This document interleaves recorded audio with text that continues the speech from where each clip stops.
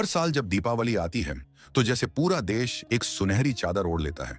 हर शहर, हर गांव, हर गली, हर कोना रोशनी से जगमगा उठता है। घर घर में मिट्टी के दिए जलते हैं। उनकी टिमटिमाती लौ अंधेरे को चुनौती देती है। हवा में मिठाइयों की मीठी सुगंध घुल जाती है। बच्चों की हंसी और पटाखों की गूंज फिजाओं में एक अलग ही संगीत भर देती है। हर तरफ खुशियों का, उम्मीदों का और अपनेपन का एक अनूठा माहौल होता है। दीपावली सिर्फ एक त्योहार नहीं, बल्कि एक एहसास है, एक परंपरा है जो पीढ़ियों से हमारे दिलों में बसी हुई है। लेकिन क्या कभी आपने इस जगमगाती रात के शांत लम्हों में सोचा है कि यह दीपावली आखिर शुरू कैसे हुई? हम सब ने बचपन से एक ही कहानी सुनी है, एक ही विश्वास को अपने मन में बसाया है। कहानी मर्यादा पुरुषोत्तम श्री राम की, उनके 14 साल के वनवास की और अयोध्या वापसी की।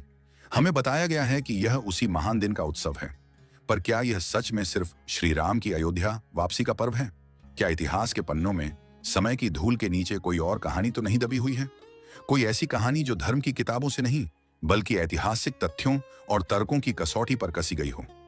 आज हम उसी सच की बात करेंगे जो धर्म से नहीं, इतिहास से जुड़ा है। आज हम पौराणिक कथाओं के परे जाकर पुरातात्विक सबूतों, ऐतिहासिक ग्रंथों और दीपावली की असली जड़ों को खोजने की कोशिश करेंगे। आज की इस वीडियो में हम एक एक तथ्य को आसान शब्दों में समझने का प्रयास करेंगे। तो वीडियो में अंत तक बने रहिए और चैनल को लाइक, सब्सक्राइब करके कमेंट में हमें यह जरूर बताइए कि यह वीडियो आप कहां से देख रहे हैं। इस वीडियो का उद्देश्य किसी भी जाति, धर्म या समुदाय की भावना को ठेस पहुंचाना नहीं, बल्कि तर्क और ज्ञान के आधार पर सच की तलाश करने की एक ईमानदार कोशिश है, जो कि पूरी तरह से ज्ञानवर्धन के उद्देश्य से किया गया है। चलिए सबसे पहले उस कहानी को समझते हैं जो हमें बचपन से सुनाई जाती है। कहा जाता है कि जब त्रेता युग में अयोध्या के राजकुमार श्री राम को अपनी सौतेली मां कैकेयी के वचन के कारण 14 वर्षों का वनवास मिला, तो वे अपनी पत्नी सीता और छोटे भाई लक्ष्मण के साथ जंगलों में चले गए। उन 14 वर्षों में उन्होंने अनेक कष्ट सहे। उसी दौरान लंका के अहंकारी राजा रावण ने माता सीता का हरण कर लिया। श्री राम ने वानरों और भालुओं की सेना बनाकर समुद्र पर पुल बांधकर लंका पर चढ़ाई की। एक भयानक युद्ध के बाद उन्होंने रावण का वध किया और माता सीता को मुक्त कराया। जब उनका 14 वर्ष का वनवास पूरा हुआ और वे रावण पर विजय प्राप्त करके अयोध्या लौटे, तो उनके आने की खुशी में पूरी अयोध्या नगरी ने घी के दिए जलाए। अमावस्या की उस काली रात में अयोध्या का हर घर, हर गली, हर चौराहा दीपों की रोशनी से नहा उठा। चारों ओर उजाला फैल गया और यही दिन दीपावली यानी दीपों की अवली या दीपों की पंक्ति के नाम से इतिहास में अमर हो गया। हम सब बचपन से यही सुनते आए हैं कि दीपावली उसी दिन शुरू हुई थी जब श्री राम अयोध्या लौटे। ये कहानी हमारे मन में इतनी गहराई से बैठी है कि हम इससे परे कुछ और सोचने की कल्पना भी नहीं करते। लेकिन क्या सच में ऐसा ही था? क्या इतिहास और हमारे अपने ही धर्म ग्रंथ इस कहानी की पुष्टि करते हैं? जब हम तर्क और तथ्यों की कसौटी पर इस मान्यता को कसते हैं, तो कुछ बहुत ही चौंकाने वाले सवाल हमारे सामने आकर खड़े हो जाते हैं।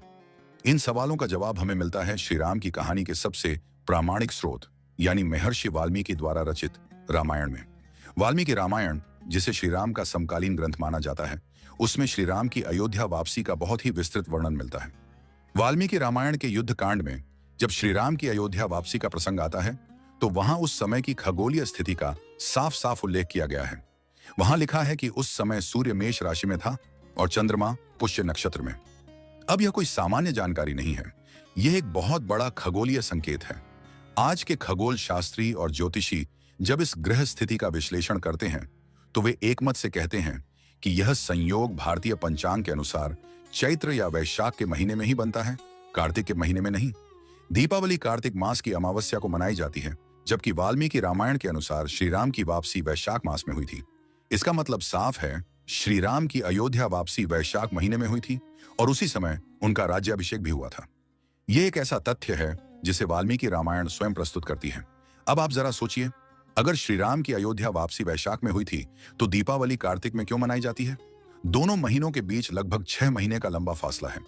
ऐसा कैसे हो सकता है कि जिस घटना की याद में त्योहार मनाया जा रहा है, वह त्योहार उस घटना की तारीख से 6 महीने अलग हो? यह पहला और सबसे बड़ा सवाल है जो इस पारंपरिक मान्यता पर खड़ा होता है। चलिए एक पल के लिए हम यह मान भी लें कि किसी कारणवश वाल्मीकि रामायण में दिया गया खगोलीय वर्णन गलत है और श्री राम कार्तिक के महीने में ही लौटे थे। तो भी एक और बड़ा सवाल उठता है, अगर वे कार्तिक में लौटे थे तो उनका राज्याभिषेक वैशाख में क्यों हुआ? कार्तिक से वैशाख के बीच 5 से 6 महीने का लंबा फासला होता है। सोचकर देखिए, एक चक्रवर्ती सम्राट जो 14 वर्षों के बाद अपने राज्य लौटा है, जिसने एक महान युद्ध जीता है, वह अगले 6 महीने तक सिंहासन पर क्यों नहीं बैठेगा? आखिर इतने महीनों तक किस चीज का इंतजार किया गया? क्या अयोध्या का सिंहासन 6 महीने तक खाली रहा? इस लंबे अंतराल का कोई भी तार्किक या संतोषजनक कारण न तो वाल्मीकि रामायण में मिलता है, न ही बाद में लिखे गए तुलसीदास की रामचरितमानस या किसी अन्य राम कथा में। यह चुप्पी ही सबसे बड़ा सबूत है। इतिहास में इतने बड़े अंतराल को बिना किसी कारण के नहीं छोड़ा जा सकता। इसलिए यह तर्क कि श्री राम कार्तिक में लौटे थे, अपने आप में ही कमजोर पड़ जाता है। इन तथ्यों से यह बात साफ तौर पर साबित होती है कि श्री राम कार्तिक में नहीं, बल्कि वैशाख मास में ही अयोध्या लौटे थे और उसी समय उनका राज्याभिषेक हुआ था। उनका स्वागत हुआ, उत्सव भी मनाया गया होगा, लेकिन उसका संबंध कार्तिक की दीपावली से नहीं था। अब असली सवाल यह है, जब राम वैशाख में लौटे तो फिर दीपावली कार्तिक अमावस्या को क्यों मनाई जाती है? क्यों दीपों का यह त्योहार सिर्फ अयोध्या तक सीमित नहीं रहा, बल्कि पूरी भारत भूमि पर कार्तिक की काली रात में जगमगाया? इस सवाल का जवाब हमें इतिहास के एक और महान अध्याय में मिलता है। एक ऐसा अध्याय जो युद्ध और विजय का नहीं, बल्कि ज्ञान, करुणा और शांति का है। इसका जवाब हमें मिलता है भगवान बुद्ध के जीवन में। चलिए अब हम समय में और पीछे चलते हैं, लगभग 2500 साल पहले, ईसा से भी 500 साल पहले के भारत में। यह वह दौर था जब भारत में एक वैचारिक क्रांति। उस दौर के सबसे बड़े महापुरुष थे सिद्धार्थ गौतम, जिन्हें दुनिया आज भगवान बुद्ध के नाम से जानती है। एक राजकुमार जिसने इंसान के दुख का कारण जानने के लिए अपना महल, अपना राजपाट, अपना परिवार, सब कुछ त्याग दिया। सालों की कठोर तपस्या के बाद उन्हें बोधगया में ज्ञान की प्राप्ति हुई। वे सिद्धार्थ से बुद्ध बन गए, यानी ज्ञाता। कहानी कुछ इस तरह है, भगवान बुद्ध जब ज्ञान प्राप्त करने के बाद धर्म का प्रचार करते हुए वापस अपने नगर कपिलवस्तु लौटे, तो वह समय था चातुर्मास के अंत का। चातुर्मास यानी वर्षा ऋतु के 4 महीने।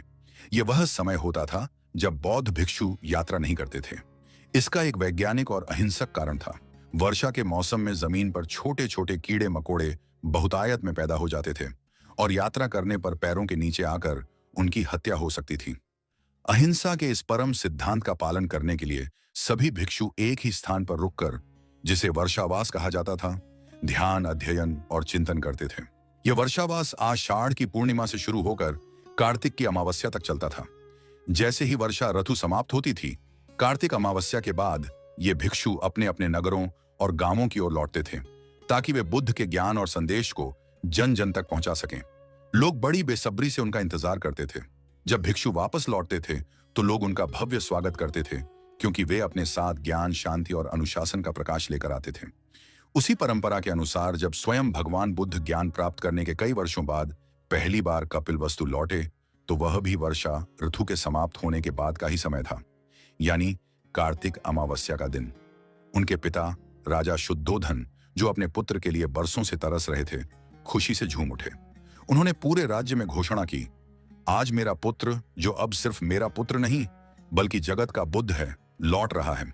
आज की रात अमावस्या की काली रात है, अंधेरा नहीं होना चाहिए। जाओ, पूरे नगर को दीपों से सजा दो, हर घर में रोशनी फैलाओ। और उस रात जब आसमान में चांद नहीं था, कपिलवस्तु का पूरा नगर लाखों लाख दीपों की रोशनी में नहा गया था। वह रात थी इतिहास की पहली दीपावली की रात। वह दीपदानोत्सव था। वो दिए किसी राजा की युद्ध में विजय के लिए नहीं जलाए गए थे, बल्कि वे ज्ञान के सम्मान में जलाए गए थे, करुणा के स्वागत में जलाए गए थे और अज्ञान के अंधकार को मिटाने के प्रतीक के रूप में जलाए गए थे। वह एक राजकुमार के बुद्ध बनकर लौटने का उत्सव था। समय के साथ बुद्ध के अनुयायियों ने इस परंपरा को अपना लिया। यह दिन दीपदानोत्सव के नाम से प्रसिद्ध हुआ। हर साल कार्तिक अमावस्या को भगवान बुद्ध की कपिलवस्तु वापसी और उनके ज्ञान के प्रकाश की याद में दीपदानोत्सव मनाया जाने लगा। लोग अपने घरों में और विहारों में दीप जलाते थे, गरीबों और भिक्षुओं को दान देते थे और उस रात को प्रकाश पर्व के रूप में मनाते थे। सम्राट अशोक, जो बुद्ध के सबसे बड़े अनुयायी बने, उन्होंने बौद्ध धर्म को पूरे भारत और विदेशों तक पहुंचाया। उनके शासनकाल में दीपदानोत्सव जैसे बौद्ध त्योहारों को राजकीय संरक्षण मिला और वे बहुत बड़े पैमाने पर मनाए जाने लगे।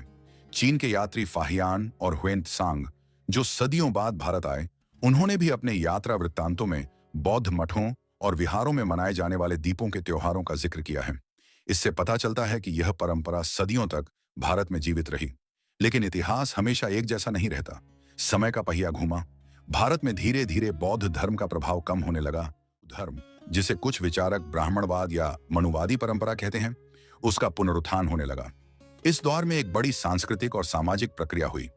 बौद्ध धर्म की जिन परंपराओं और त्योहारों ने लोगों के मन में गहरी जगह बना ली थी, उन्हें खत्म करना आसान नहीं था। इसलिए उन्हें खत्म करने के बजाय उनका स्वरूप बदलकर उन्हें हिंदू पौराणिक कथाओं से जोड़ दिया गया। इसे सांस्कृतिक विलय या सांस्कृतिक अपहरण भी कहा जा सकता है। बुद्ध की कई शिक्षाओं और परंपराओं को एक नया रूप देकर हिंदू धर्म ग्रंथों और रीति रिवाजों में शामिल कर लिया गया। उसी प्रक्रिया में जन जन में लोकप्रिय हो चुका बुद्ध का दीपदानोत्सव भी दीपावली बन गया। कार्तिक अमावस्या की उसी तारीख को दीप जलाने की उसी परंपरा को एक नई कहानी से जोड़ दिया गया, श्री राम की अयोध्या वापसी की कहानी। धीरे धीरे लोगों के मन से बुद्ध की स्मृति को धुंधला कर दिया गया और उस पर राम की कहानी की परत चढ़ा दी गई। इस तरह बुद्ध की करुणा और ज्ञान का त्योहार श्री राम की युद्ध विजय का पर्व बना दिया गया। जिस दिन मानवता ने पहली बार अज्ञान के अंधकार को मिटाने के लिए ज्ञान का दीप जलाया था, वह दिन बाद में सत्ता और युद्ध की विजय का प्रतीक बना दिया गया। यही इतिहास का शायद सबसे बड़ा और सबसे मौन सांस्कृतिक बदलाव था, जहां करुणा को विजय और बुद्ध के शांतिपूर्ण प्रकाश को राम के शौर्य के नाम से जोड़ दिया गया। त्योहार वही रहा, तारीख वही रही, दिए वही रहे, बस दिए जलाने का कारण बदल दिया गया। लेकिन आज भी अगर आप उस दिए की लौ को ध्यान से देखेंगे तो उसमें एक ही संदेश छिपा है, एक ही सत्य चमकता है। अंधकार मिटाओ, ज्ञान फैलाओ। यह संदेश किसी एक धर्म का नहीं, यह पूरी मानवता का संदेश है। भगवान बुद्ध ने अपने अनुयायियों को अंतिम उपदेश दिया था, अप दीपो भव। यह पाली भाषा का वाक्य है, जिसका अर्थ है स्वयं अपना दीपक बनो। किसी बाहरी देवता या शक्ति पर निर्भर मत रहो। अपने अंदर ज्ञान का, विवेक का, तर्क का प्रकाश स्वयं जलाओ। यही दीपावली का असली, मौलिक और गहरा अर्थ है। तो सच ये है, पहली दीपावली युद्ध की नहीं, ज्ञान की थी। वह किसी देवता या राजा की विजय की नहीं, बल्कि एक मनुष्य के बुद्ध बनने की थी। वह बुद्ध की थी, उनकी करुणा की थी, उनके ज्ञान की थी। बाद में इसका ब्राह्मणीकरण हुआ और इसे राम की कहानी से जोड़कर एक पौराणिक त्योहार बना दिया गया। परंतु असली दीप आज भी करुणा, समानता, तर्क और सत्य के लिए जलता है। दीपावली का असली मतलब है बाहरी अंधकार पर नहीं, बल्कि भीतरी अज्ञान पर विजय। जब हम इस त्योहार को युद्ध, विजय और शौर्य से जोड़ते हैं, तो हम इसे सीमित कर दें। अगर हम इसे बुद्ध की करुणा और ज्ञान से देखें, तो यह त्योहार किसी धर्म की सीमाओं में नहीं बनता, बल्कि यह पूरी मानवता का उत्सव बन जाता है। यह उत्सव है अपने मन के रावण, यानी घृणा, लालच, अहंकार और अज्ञान को मारने का और अपने भीतर के बुद्ध, यानी करुणा, प्रेम और ज्ञान को जगाने का। यह वीडियो आपको कैसी लगी? दीपावली की इस ऐतिहासिक व्याख्या के बारे में आपके क्या विचार हैं? कमेंट्स में हमें अवश्य बताइए। क्या आप इस त्योहार को ज्ञान के पर्व के रूप में देखते हैं या विजय के उत्सव के रूप में? आपकी राय हमारे लिए बहुत महत्वपूर्ण है। और हाँ, अगर आपको लगता है कि यह जानकारी और लोगों तक भी पहुंचनी चाहिए, तो इस वीडियो को शेयर करना तो बिल्कुल भी मत भूलिएगा। ज्ञान का दीप जलाने से ही ज्ञान का प्रकाश फैलता है।